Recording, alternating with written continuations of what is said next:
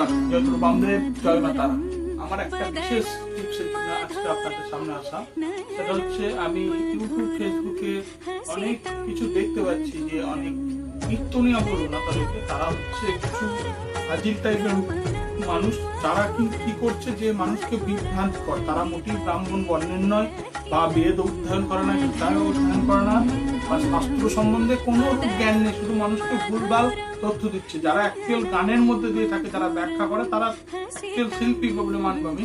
বা কিছু মানুষ, কিছু শুধু শিল্পী নয়, কীর্তনিয়া বা শিল্পী নয়, কিছু ইউটিউবারও আছে যারা যেমন বলছে, আজকে যেমন আমি শুনছিলাম, অম্বুবাচী প্রাককালে, অম্বুবাচী শুরুর পরবর্তীকালে শাক, কোন রকম মাটিতে তৈরি এরকম ফসল খাবেন না, এবং মাছ মাংস এগুলো খাবেন। বলুন তো, তাহলে মানুষটা খাবে কি অম্বুবাচীর পরের দিন?